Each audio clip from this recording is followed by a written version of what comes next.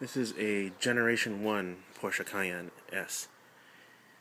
The rear hatch struts and the glass door lift struts are worn out on this. I've replaced this set twice already. This is going to be my third time. I'm going to do a video on it, show you how to do it. As you can see, it's pretty heavy without the struts, and it's actually a hazard. Now, I'm just using a piece of wood to prop it up. Probably for safety reasons, you could probably put two of these things here, but I'm gonna just be very careful and not knock that and have it come down on me. What you're gonna need are these parts. You're gonna need two of these trunk lid dampers. The part number on these is 955512550.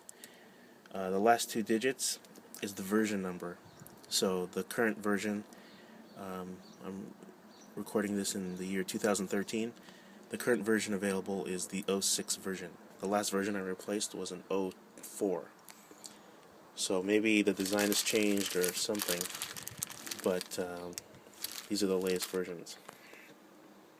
The other two parts you're going to need are a pair of glass hatch struts.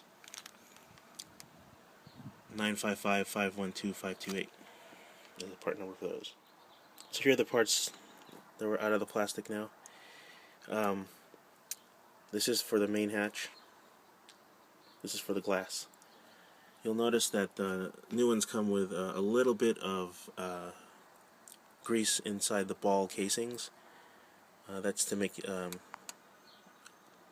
hinges at these points swivel better. They are pretty short.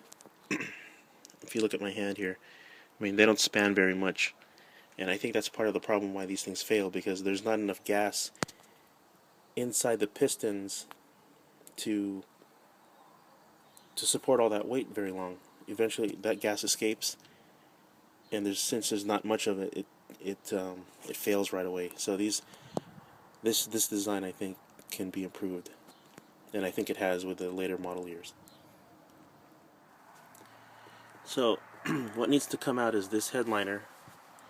I'm talking about this. This needs to come out. Once that's out, you're going to get access to remove these these C-pillar panels on both sides. So you got to remove this interior dome light, and you just stick a screwdriver. You'll see there's a little notch where you can put that in, and there's a tab in there. And make sure you go on the right side, or the check both sides. But what you want to do is you want to make sure you remove the side, or you push the side that has this retaining tab. The other side has a light harness attachment, so make sure you don't pry on that side, because that's not going to remove it. Now, to remove these pillars, these C-pillars, you start by opening this retaining hole for the rear cargo net, and you'll see that there's a screw in there, and you can remove that, and this will come out, and we will start removing this panel.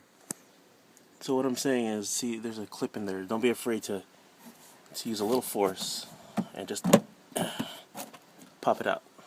Okay, and just keep doing that for the other clips. So you see I'm working my way through this panel, and you can see a pillar right here.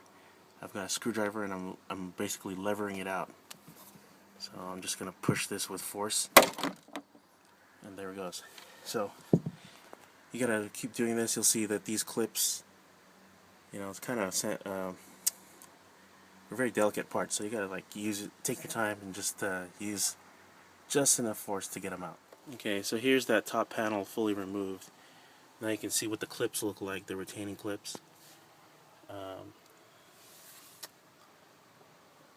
And this is what it looks like up here once it's removed.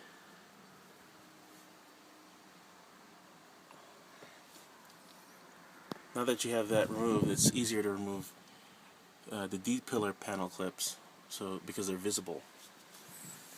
So to remove these D-pillars, you see I've got my panel removal tool, and that's how you can position it here. It's wedged between the clip and the frame, and you just basically lever it out like that. And same thing with for the other one. So I've removed the screw at this cargo net retaining area here, retaining hole. Remove that screw, that'll come out. Now coming back here, this is also retained by panel clips, so there's one about approximately in this area, so you're going to pry that out as well. So there's one there, there's one in here. You can't see it very well, but take my long screwdriver. My long screwdriver is in there, and hard to see, but I'm going to pop this out.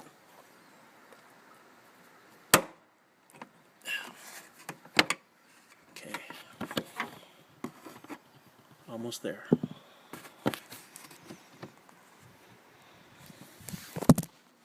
Alright, so we've popped out this D-pillar. You can see that there are some tabs on the back as well, or towards the glass.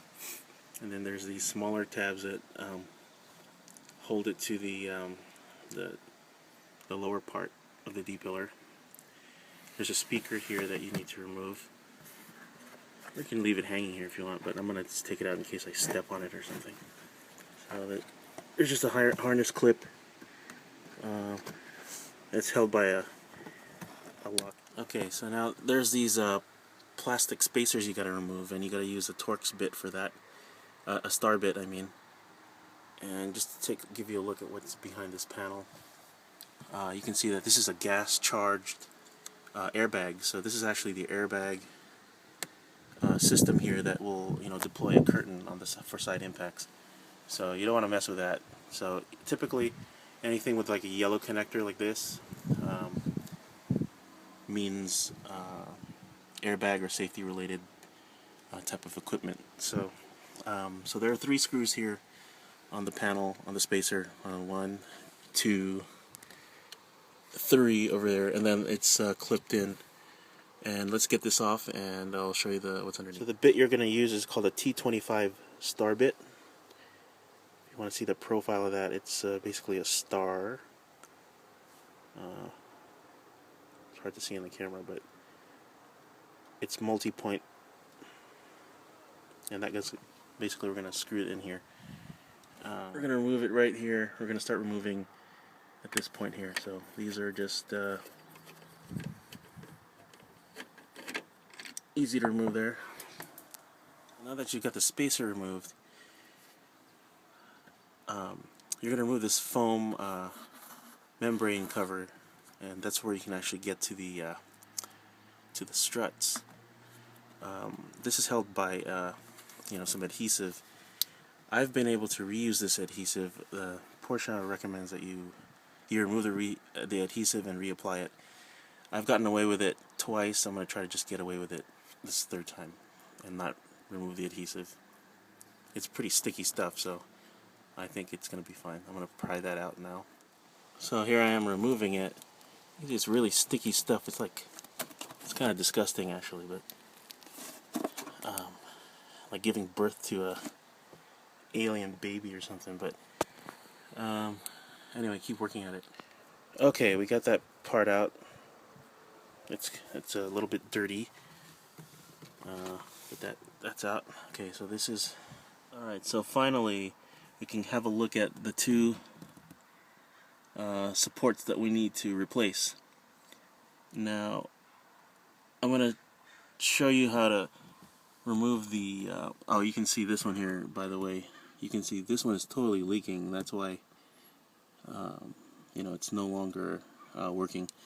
But anyway, looking at the newer or the new ones here, you'll see that this socket, the way it's held to the ball joint is that there's this tab, there's this retaining clip, this half ring, that if you pry it up, this will pry up with a screwdriver, and it'll unlock, and you can then push this out freely from the sockets. And this is on both sides, so you'll have to do that on both sides. and then you can remove your hatch struts. So I'm going to do the ones in the rear here. You can see there's the socket, and I don't know if I can get this on camera, but I am going to lift that ring, and this will pry out, and I'll do that I'll do that also for the window glass hatch. Okay, so after some prying and pounding, you can see we got this the old lifts out. So the new ones are actually easier to put in than getting them out, but I would start with the glass hatch one first. Make sure it's all the way in before you seat it in, because like, don't leave it hanging out here and attach it, because these things are you know, they're brand new, so their compression is really strong. You can't press this in to fit it in here unless you put it in first into the cavity. So I'm going to line up the hole here.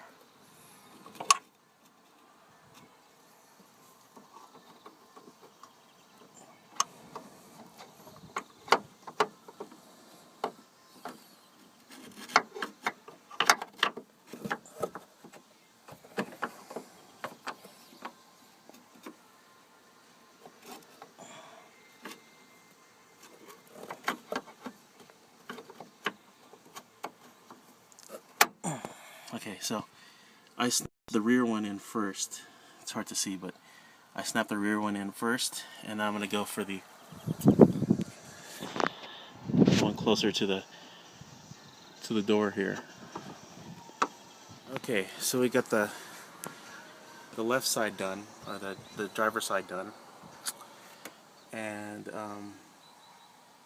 can just put back this cover and put back this trimmer, and then we'll do the other side. As you can see, it's being held up already by itself, so it's the left side, I mean, like, one side is strong enough to hold it up. Okay, so we've got the right side done, the passenger side. So I'm going to put this cover, you just press it back in, fit it into the grooves here in the channels, and fit it back in, and then you're done.